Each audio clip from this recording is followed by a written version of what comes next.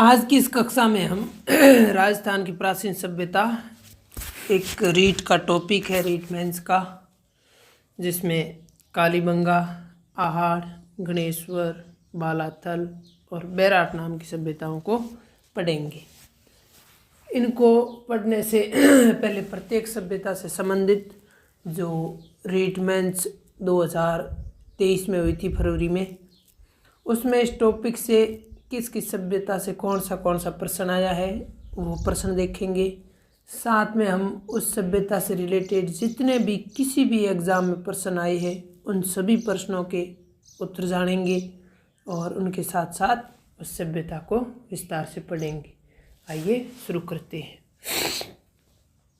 सबसे पहले ताम्रकालीन सभ्यता, गणेश्वर, आहार और बालाथल, इनको पढ़ेंगे।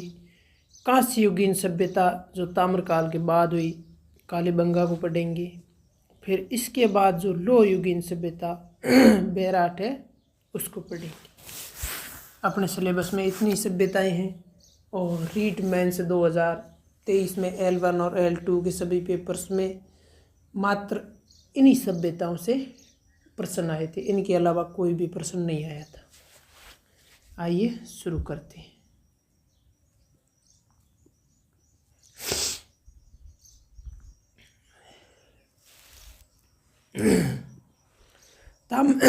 ताम्रकालीन सभ्यता, गणेश्वर और आहार, इसमें भी हम सबसे पहले गणेश्वर को देखते हैं। गणेश्वर से रीट लेवल सेकंड हिंदी के पेपर में सवाल आया था, गणेश्वर सभ्यता किस नदी के किनारे स्थित है? तो इसका उत्तर है कांतली नदी। दूसरा गणेश्वर से सवाल आया था L1 में, गणेश्वर ताम्रयुगीन संस्कृति का महत्वपूर्ण स्थल है। और तीसरा सवाल आया था कि सभ्यता कांटली नदी पर स्थित है। यह रीट मेन एग्जाम L2 के उर्दू के पेपर में आया, तो इसमें गणेश्वर सभ्यता है जो कांटली नदी या कांतली नदी पर स्थित है। अभी हम गणेश्वर सभ्यता को विस्तार से पढ़ते। इसमें जिनका नीला कलर दिख रहा है इसका मतलब ये होगा कि ये सवाल किसी न किसी प्रीवियस एग्जाम में आया हुआ है। और जो रीट मेंस में आया है उसके पास तो जैसे ये कांतली नदी के पास रीट 2022 लिखा है, वो तो लिखा अलग से आ जाएगा, ठीक है। तो इसमें जिनका रंग नीला है वो प्रीवियस ईयर पर्सन है, इनको विशेष रूप से याद रखना है। जीके का एक सिस्टम है कि इसमें लगभग सवाल रिपीट होते हैं।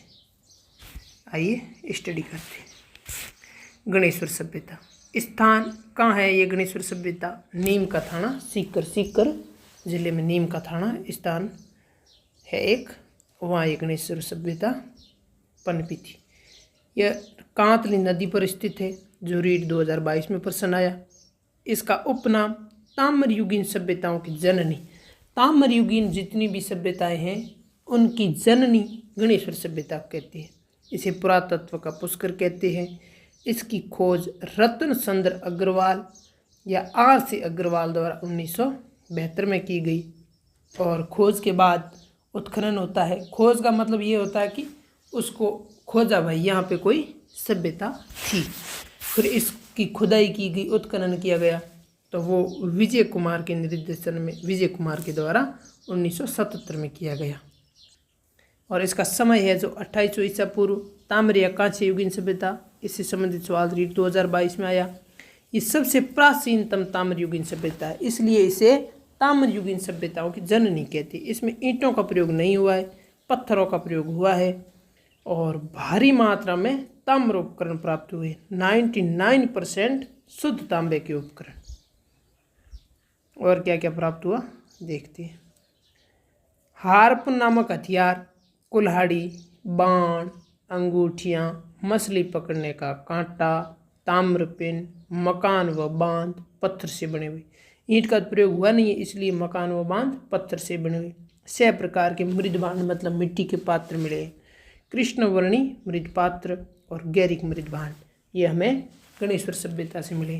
तो अभी हमने रीड मेंस में आए सवाल और साथ ही प्रीवियस ईयर एग्ज़ाम में आए सभी सवालों के अनुसार गणेश्वर सभ्यता की स्टडी की है। अभी हम नेक्स्ट सभ्यता को देखते हैं। आहड़ सभ्यता। आहड़ सभ्यता का उत्खनन कार्य 1953 में सर्वप्रथम किसके निर्देशन में हुआ था? तो इसका उत्तर है अक्षय कीर्ति व्यास।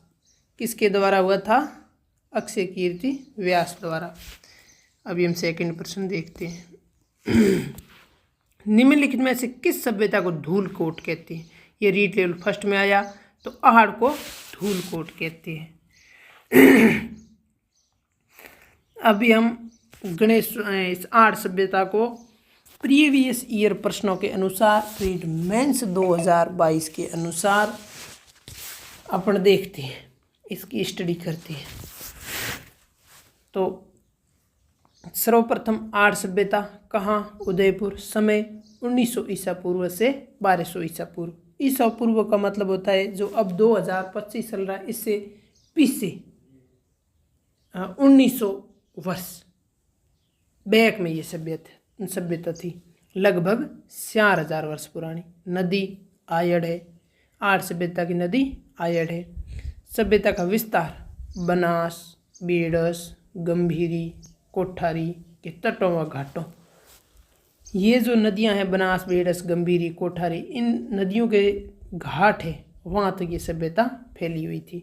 इसकी खोज अक्षय कीर्ति व्यास द्वारा 1953 में की गई। ये सवाल रीड मेंस रीड 2022 में आया है। और उत्खनन कार्य, इसका उत्खनन कार्य है वह रतन चंद्र अग्रवाल द्वारा 1956 ईस्वी में किया गया।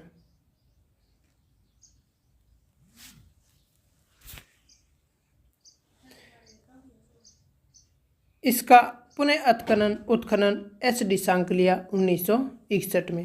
तो इसकी सर्वप्रथम खोज अक्षय कीर्ति व्यास 1953 में, उत्खनन RC अग्रवाल द्वारा 1956 में और पुनः उत्खनन HD सांकलिया 1961 में। इन सब को याद रखना है। उपनाम, इसे ताम्रवती नगरी कहते हैं। लाल व काले मृद भांड वाली सभ्यता। आहड़ सभ्यता से लाल व काले मृद भांड मिले। किस रंग के मिले हैं? लाल व काले। जो नीले कलर से लिखे गए हैं ये सारे पॉइंट प्रीवियस एग्ज़ाम के हैं। इसका मतलब ये है कि किसी न किसी एग्ज़ाम में ये सवाल पूछा गया है। इसे बनास संस्कृति कहते हैं, मृतकों का टीला कहते हैं और इसका स्थानीय नाम धूलकोट है। आहड़ का स्थानीय नाम धूलकोट है। ये भी रीड 2022 में आया हुआ है। अभी आगे बढ़ते हैं। इसका प्राचीन नाम आघाटपुर है। प्राचीन नाम आघाटपुर। गेहूँ, ज्वार, चावल, तांबा, लोहा और टिन से प्रसिद्ध। फसल कौन सी? गेहूँ, ज्वार और चावल, और तांबा, लोहा और टिन, इनसे ये प्रसिद्ध थी। आहड़ है जो ताम्रयुगीन सभ्यता है, इसलिए तांबा से तो प्रसिद्ध थे ही, और लोहा और टिन इनसे भी प्रसिद्ध थी। अभी हम आगे बढ़ते हैं। इस प्रकार हमने आहड़ सभ्यता की स्टडी की है। अभी आगे देखते हैं अवशेष क्या क्या मिले यहाँ से। ये ताम्रपाषाण युग की है। कौन से युग की है? ताम्रपाषाण मतलब ताम्रयुगीन सभ्यता। यूनानी देवता अपोलो चित्र युक्त 6 मुद्राएं। यूनानी देवता एक अपोलो है, उसके चित्र से युक्त 6 मुद्राएं मिली है। गोरे व कोठी, अनाज रखने के जो मृद भांड थे, पात्र थे, उन्हें गोरे व कोठे कहते। बिना हत्थे का जल पात्र, एक ईरान में भी ऐसा सेम जल पात्र मिला है। मिट्टी से निर्मित बैल, जिसे बनासियन बुल कहते हैं। क्या कहते हैं? बनासियन बुल। शक्रकूप बत्ती, जल स्रोत, जल का स्रोत है मुख्य रूप से शक्रकूप बत्ती थी। रंगाई व सफाई हेतु लकड़ी के ठप्पे व सांसे। ये लोग रंगाई व सफाई का कार्य करते थे, इसलिए यहाँ विभिन्न प्रकार के प्रिंट के लिए, कपड़ों के प्रिंट के लिए कई प्रकार के सांसे, कई प्रकार के ठप्पे मिले हैं। मृद भांड, मिट्टी के उपकरण। मृत भांड का मतलब होता है मिट्टी के उपकरण जिनका रंग कैसा था, लाल व काला, जो आपने स्टार्ट में भी देख लिया था। सुल्ले 2 व 3 मुंह वाले ऐसे सुल्ले मिले हैं जिनके एक साथ मतलब एक साथ 2 या 3 सुल्ले थे और एक साथ 6 सुल्ले। एक स्थान ऐसा था जहाँ पर 6 सुल्ले थे। इसका मतलब क्या हुआ कि ये एक साथ कई लोग साथ साथ रहते थे, इसलिए 6 सुल्लों पे खाना पड़ता था। सिलबट्टे भी मिले हैं। लेपिस लाजुली ये एक प्रकार का पत्थर जो ईरान में भी मिला है। लेपिस लाजुली एक प्रकार का पत्थर है जो ईरान में मिला है। ये भी प्रीवियस ईयर प्रश्न है। 8 बार उजड़ने व 8 बार बसने वाली सभ्यता है। कौन सी सभ्यता है ये? 8 बार उजड़कर 8 बार बसकर 8 बार उजड़ी है, 8 सभ्यता।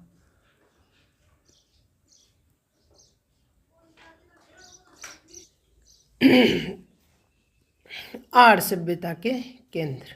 आर्य सभ्यता के कौन कौन से केंद्र? गिलुंड राजसमंद। गिलुंड राजसमंद में जो सभ्यता है, गिलुंड सभ्यता है, वह आर्य का ही केंद्र थी। बालाथल उदयपुर, ओजियाना भीलवाड़ा, भगवानपुरा और रोजड़ी ये सभी आर्य सभ्यता के केंद्र थे। अभी हम आर्य सभ्यता के केंद्र गिलुंड को पढ़ते हैं। गिलुंड सभ्यता कहाँ? राजसमंद। समय 1900 ईसा पूर्व से 1700 ईसा पूर्व। और आर्य का समय कौन सा था? 1900 ईसा पूर्व से 1200 ईसा पूर्व। नदी बनास। खोज व उत्खनन बीबी लाल 1957-58 में। युग ताम्र प्रस्तर युग। कौन सा? मुख्य रूप से ये याद रख लो, ये ताम्रयुगीन सभ्यता है। आर्य ताम्रयुगीन सभ्यता है तो आर्य के सारे केंद्र भी ताम्रयुगीन ही है। नवपाषाणिक संस्कृति, ये सवाल जो रंगीन में लिखे गए हैं, ये सवाल किसी न किसी प्रीवियस एग्जाम में आए हुए, इसलिए इनका अलग कलर दिया गया है। साथ ही पक्की ईंटों के साक्ष्य।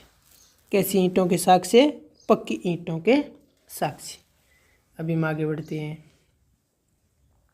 उसके बाद अपन देखते हैं बालाथल सभ्यता। कौन सी सभ्यता? बालाथल। बालाथल से प्रीवियस ईयर प्रश्न देखते हैं। बालाथल सभ्यता का उत्खनन किसके निर्देशन में हुआ? बालाथल सभ्यता का उत्खनन किसके निर्देशन?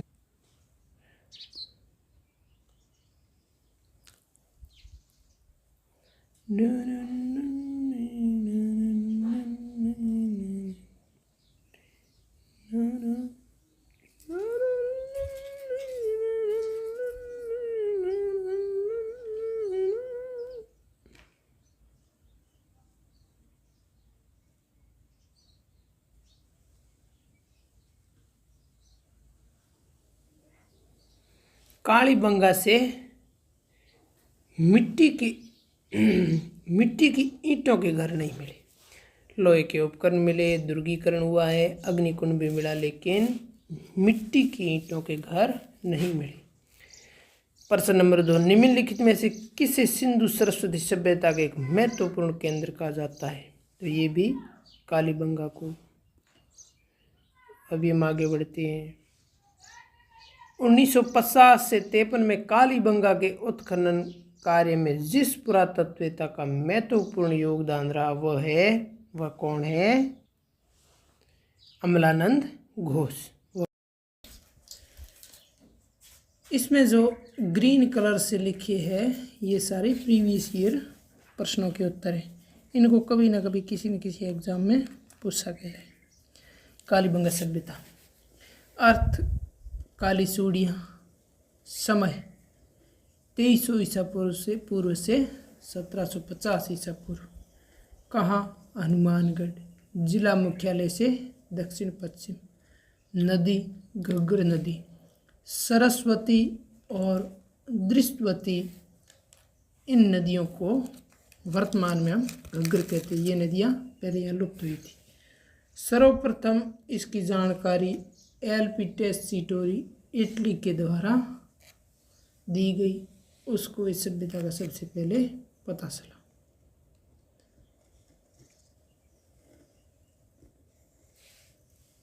खोज अमलानंद घोष 1952 ईस्वी। यही रीट 2022 में आया। भारतीय पुरातत्व सर्वेक्षण नई दिल्ली के द्वारा ये खोज की गई। उत्खनन बीबी लाल BK थापर 1961-62 और इसके सहयोगी श्री MD खरे, KM श्रीवास्तव, SP श्रीवास्तव, जैन। ठीक है, तो इसके खोज उत्खनन आदि संबंधित अमलानंद घोष, बीबी लाल, BK थापर, श्री MD खर्रे, KM श्रीवास्तव, श्री SP श्रीवास्तव, इतने। उत्खनन 5 स्तरों में, और 5 स्तर है वो 2 प्रकार से। हड़प्पा पूर्व सभ्यता, जो हड़प्पा सभ्यता है उससे पहले भी यहाँ सभ्यता थी, उससे संबंधित 2 स्तर है, और हड़प्पा सभ्यता 3 स्तर। हड़प्पा कालीन सभ्यता के समकालीन जो स्तर है वो 3 है। अभी आगे बढ़ते हैं। इसके उपनाम: कांस्ययुगीन सभ्यता, हड़प्पा की दीनहीन या निर्धन बस्ती, प्रसाधन सौंदर्य प्रेमी सभ्यता, और हड़प्पा की तीसरी राजधानी दशरथ शर्मा द्वारा कही गई। आगे बढ़ते हैं। अवशेष: मकान या कच्ची ईंटों से निर्मित। ईंटों का आकार 30 गुणा 15 गुणा 7.7 सेंटीमीटर। फर्श अलंकृत व सजावटी ईंटें। दरवाजे मुख्य सड़क पर ना होकर पीछे की ओर खोलते। इस सभ्यता में लोग अपने घरों के दरवाजे रोड पर नहीं खोलते थे, रोड की दूसरी साइड खोलते थे। नाली लकड़ी से निर्मित। सड़कें समकोण पर काटती है। ऑक्सफोर्ड, सैम्सफोर्ड या जाल पद्धति, मतलब सड़कें एक दूसरे को समकोण पर काटती है, समकोण के हिसाब से बनी हुई थी। खेत दोहरे जुते हुए, जो दक्षिण पूर्व में थे। किस ओर थे? दक्षिण पूर्व में। सभ्यता के दक्षिण पूर्व में स्थित थी। यहाँ से फसल कौन कौन सी मिली? गेहूँ, जौ, बाजरा, चावल, कपास। इन फसलों के बारे में ये जानकारी रखते थे। पशु, कुत्ता पालतू, ऊँट की भी अस्थियाँ मिली है। मोरें बेलनाकार, बेलन जैसे आकार की, जो मेसोपोटामिया की सभ्यता में मिली, सेम उसी प्रकार की यहाँ मिली है। 7 हवन कुंड मिले। स्वस्तिक चिन्ह मिला। स्वस्तिक चिन्ह जो इस प्रकार होता है ना, वो। बालक का कपाल खंड, जिसमें सचिद्र और लिपि, भावात्मक लिपि। इसको दाएं से बाएं और फिर बाएं से दाएं, मतलब पहले ऐसे इस ओर से ऐसे लिखा जाता था, और यहाँ पूरा होने पर दोबारा ऐसे लिख देते थे। इसे गोमूत्र बुस्ट्रोफेदम या चित्राक्षर लिपि कहते हैं। ये भावात्मक थी। वर्तमान में इमोजी होते हैं ना, उस प्रकार की थी। आज तक नहीं पढ़ी गई है। और यहाँ पर एक कुमारी देवी का चित्र मिला है। भूकंप के साक्ष्य मिले हैं। तंदूर के समान चूल्हे, तंदूर रोटी के कैसे चूल्हे होते हैं उस प्रकार के चूल्हे मिले हैं। सिरायु कब्र के साक्ष्य। 7 अग्निवेदिकाएं। अंडाकार कुएं, कुओं का आकार कैसा था? अंडा जैसा था। दुर्गीकरण, दुर्ग थे यहाँ, दुर्ग के आकार में सभ्यता बसी हुई है। दोहरी रक्षा प्राचीन, दुर्ग के चारों ओर किस प्रकार दीवार होती है, वो दोहरी रक्षा प्राचीर थी। यहाँ मृद भांड मिले हैं। सबूतरे जो मिट्टी की ईंटों से बने हुए थे। कैसे सबूतरे मिले? जो मिट्टी की ईंटों से निर्मित थे। विशेषता, लोहे के उपकरण नहीं मिले। इस सभ्यता से लोहे के उपकरण नहीं मिले। ये रीट मेंस 2022 के एग्जाम में पूछा गया। कोट डिगी या कोट दिजी, ये पाकिस्तान की सभ्यता जिसे हड़प्पा पूर्व की सभ्यता से मिलते जुलते अवशेष। कोट दिजी जो वर्तमान पाकिस्तान में, यहाँ की जो हड़प्पा पूर्व सभ्यता से साक्ष्य मिले हैं, सेम उसी तरीके की वस्तुएं साक्ष्य कोट दिजी से मिले हैं। सिंधु सरस्वती सभ्यता का महत्वपूर्ण स्थान, जो कालीबंगा सभ्यता है, ये सिंधु सरस्वती सभ्यता का महत्वपूर्ण स्थान है। आज़ादी के बाद खोजा गया प्रथम स्थल, इसकी खोज 1953 में हुई थी। तो आज़ादी के बाद खोजा गया ये इसकी खोज 1952 में की गई। कब की गई? 1952 में। कालीबंगा संग्रहालय हनुमानगढ़ 1985 में बनाया गया। ये नगरीय सभ्यता थी, ये ग्रामीण सभ्यता नहीं थी, नगरीय सभ्यता थी। नगरीय सभ्यता के कारण यहाँ एकल परिवार थे। आज भी जहाँ नगरों में एकल परिवार अधिक होते हैं। मातृसत्तात्मक सभ्यता, कैसी सभ्यता थी? मातृसत्तात्मक थी। इसलिए यहाँ कुमारी देवी का चित्र मिला है। 2 टीलों के रूप में स्थल, यहाँ जो स्थल थे वो 2 टीलों के रूप में मिले, एक ऊपर और एक नीचे की ओर। और इसे हम पहले देख ही चुके हैं। दोहरी रक्षा प्राचीर, मंदिरों का अवशेष नहीं मिले। इस सभ्यता में मंदिर का एक भी अवशेष नहीं मिला है। ये हमारी कालीबंगा सभ्यता पूरी हो गई। अभी हम बैराड़ सभ्यता की स्टडी करते हैं। 300 ईसा पूर्व से 300 ईस्वी तक के काल के राजस्थान में गोल साहित्य कहाँ मिला है? गोल साहित्य कहाँ मिला? बैराठ में। ये REET mains exam L2 Punjabi भाषा का, पंजाबी के पेपर में आया था। उसके बाद यूनानी शासक मिनेंडर के सिक्के किस सभ्यता से प्राप्त हुए? ये भी बैराठ से, L2 सिंधी के पेपर में आया था। अभी हम बैराठ सभ्यता की स्टडी करते हैं। बैराठ सभ्यता कहाँ? जयपुर में। नदी बाणगंगा, ये मौर्यकालीन सभ्यता है। खोज दयाराम साहनी 1970। उत्खनन नील रतन बनर्जी, कैलाशनाथ दीक्षित 1962। प्राचीन नाम, इसका प्राचीन नाम विराटनगर। जो विराटनगर कौन क्या था? मत्स्य जनपद की राजधानी। अवशेष क्या क्या मिले? इंडो ग्रीक शासकों के 28 सिक्के, जिसमें यूनानी शासक मिनेंडर के 16 सिक्के। ये रीट 2022 में सवाल आया था। 8 चांदी की पंचमारक मुद्राएं, मौर्यकालीन स्तूप साहित्य मौर्य समाज का हिस्सा था। इससे तो ये सिद्ध हो ही जाता है। गोल सत्याग्रह 300 ईसा पूर्व से 300 ईस्वी, रीट 2022 में आया, वो प्रश्न है। गोल बौद्ध मंदिर, गोल सत्याग्रह मतलब गोल बौद्ध मंदिर। बुने हुए वस्त्र के साक्ष्य भी मिले हैं। शैलाश्रय मतलब शैल चित्र, गुफाओं या पत्थरों पर चित्र। पांडवों ने अज्ञातवास बिताया कहाँ बिताया? मत्स्य जनपद में। शंख लिपि के प्रमाण मिले हैं। हूण शासक मीर कुल द्वारा बौद्ध धर्म ग्रहण की जानकारी मिलती है।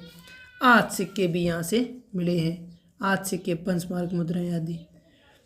यह सभ्यता बैराड़ सभ्यता 3 स्थानों पे मुख्य रूप से मिली। भीम डूंगरी, बिज्ज की पहाड़ी, महादेव गणेश डूंगरी। भीमलत जलाशय भीम डूंगरी मिला है जो महाभारत कालीन है। महादेव गणेश डूंगरी और बिज्ज की पहाड़ी, यहाँ से अशोक के शिलालेख मिले। किसके शिलालेख? अशोक के। या भाबरू या बैराड़ शिलालेख जिसे कहते हैं वह मिला है, जिसकी खोज कैप्टन बर्क द्वारा 1837 ईस्वी में की गई। इसमें जानकारी किसकी है? शिलालेख में सम्राट अशोक के बौद्ध धर्म की पूरी की पूरी जानकारी हमें यहाँ से मिलती है। अभी ये कलकत्ता संग्रहालय में है। लेख बुद्ध धम्म संघ मिलते हैं यहाँ पे। टकसाल सिक्कों को ढालने का स्थान जिसका निर्माण अकबर ने करवाया। तांबे के सिक्के अकबर, शाहजहां और जहांगीर द्वारा यहाँ तैयार किए गए। देखिए अपनी ये सभ्यता। इस प्रकार हमने अपना रीट मेंस के सिलेबस में दिया गया राजस्थान की प्राचीन सभ्यता नामक टॉपिक पूरा पढ़ लिया है। पिछली रीट में इन सभी सभ्यताओं से किसी न किसी पेपर में 1-1, 2-2 सवाल आए हैं और इनसे बाहर कोई भी प्रश्न नहीं आया। तो इसलिए हमें इन्हीं सभ्यताओं को अच्छे से पढ़ना। इनसे संबंधित अगर हम सारे फैक्ट याद रख लेते हैं तो पूरी की पूरी संभावना है कि इस टॉपिक से हमारा प्रश्न गलत नहीं होगा। मुझे तो यही लगता है कि इन सभ्यताओं के अलावा किसी भी सभ्यता को पढ़ने की ज़रूरत नहीं है, क्योंकि पिछले वर्ष भी इन सभ्यताओं से बाहर किसी भी पेपर में कोई सवाल नहीं आया था। ऐसी वीडियो के लिए अपने इस चैनल को सब्सक्राइब करें। क्या करें? सब्सक्राइब। Thank for watching.